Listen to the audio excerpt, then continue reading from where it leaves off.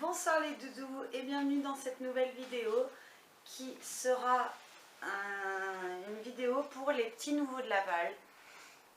Voilà, forcément Noël oblige, vous voyez, et là il n'y a que les livres papier.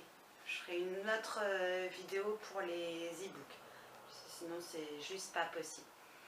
Donc on commence tout de suite avec les tribulations d'une cuisinière anglaise. Donc, c'est le livre qui a inspiré la série Downton Abbey, pour ceux qui connaissent, qui tombe bien d'ailleurs vu que le final est diffusé ce soir pour le tout dernier épisode de la série. C'est une période que j'aime beaucoup et l'époque victorienne me plaît beaucoup. Là c'est moins victorien puisque c'est au début des années 20, mais il restera pas... De toute façon, je crois que tous les livres nouveaux dans la palle ne resteront pas très longtemps dans la palle. Ensuite, donc, Hors de portée de Georgia Caldera, que j'ai enfin trouvé. J'avais eu un peu de mal à le trouver, celui-là, étant donné qu'il est un peu plus ancien. Je suis bien contente de l'avoir trouvé. Qu'il est aux éditions J'ai lu. L'histoire, alors apparemment, je vous lis la 4e de couverture. Sa spécialité, fuir toute relation. Et on peut dire que Scarlett est docteur S disparition au petit matin. Inutile de lui parler relations sérieuses, confiance et stabilité, elle en est incapable. Si investissement il y a, c'est dans la société de décoration d'intérieur qu'elle vient de créer avec sa cousine, ancienne mannequin déjantée, et qui lui prend le plus clair de son temps. Pourtant, face à son niveau client, le très entêté et séduisant Monsieur Mufle Connard, plus connu sous le nom d'Edan Stern, le savoir de Scarlett ne lui sera d'aucun secours. Mais parviendra-t-il vraiment à guérir les blessures du passé? Voilà, donc totalement différent de Nécromancie et Dentelle. Le résumé paraît intéressant, donc on verra bien. Voilà. Ensuite, alors, 2 livres jeunesse avec Blacklisté. Voilà, donc la vie de Regan qui bascule le jour où tous ses messages privés sont dévoilés au grand jour. Forcément, en particulier au lycée, on sait tous que ça peut vite tourner au cauchemar. Si vous entendez des petits cris, c'est pas grave, c'est ma fille.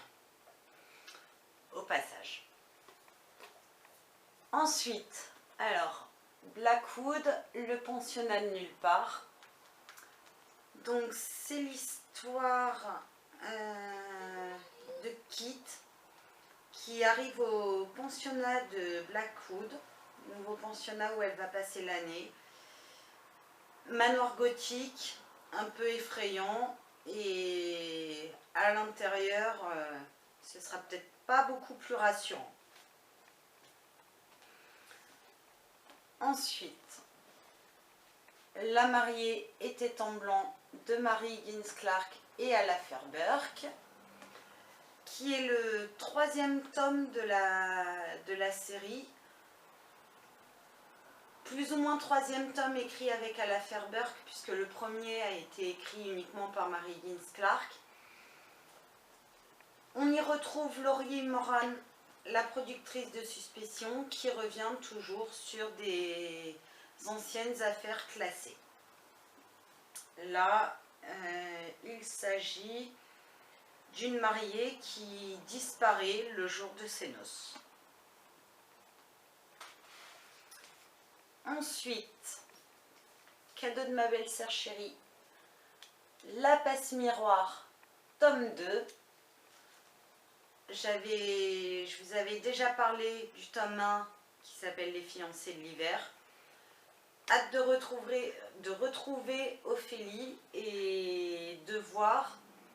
Alors, tout le monde n'était pas d'accord avec ce que j'en avais dit, mais de voir si elle devient un peu plus héroïque, on va dire. un peu moins effacé. Et enfin, un cadeau de la blonde du blog Evening Story et de son chéri. Voilà, hop là, Harry Potter, l'édition illustrée avec des dessins qui sont magnifiques. Alors, on en avait trouvé un en le feuilletant. Si j'arrive à le...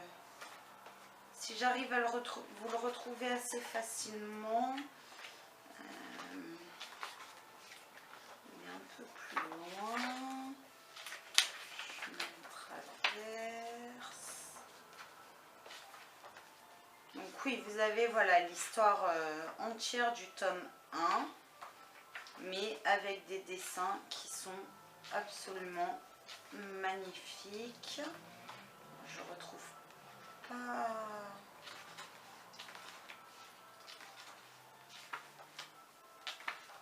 Voilà.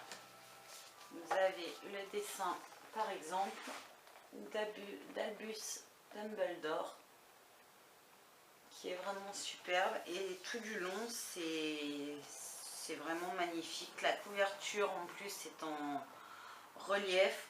Donc, vraiment une très très belle édition pour une fan d'Harry Potter, tout comme moi.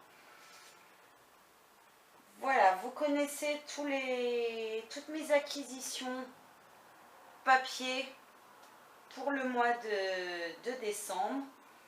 Il y en aura d'autres pour les e-books, s'il y en avait plusieurs aussi. La liste des acquisitions n'a pas été très bonne ce mois-ci.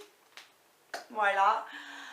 Maintenant, il ne me reste plus qu'à essayer de faire redescendre cette palle qui est descendue jusqu'à 174. Elle était à 204 au 1er janvier, il y a du progrès. On va essayer de réduire les vidéos de petits nouveaux de la palle pour réduire un petit peu cette fameuse palle. Voilà, donc je vous souhaite une bonne soirée, je vous redis encore une bonne année. N'hésitez pas à commenter soit sur les livres qui ont été présentés, soit sur les propres livres que vous avez reçus pour les fêtes. Et je vous dis à très bientôt. Au revoir.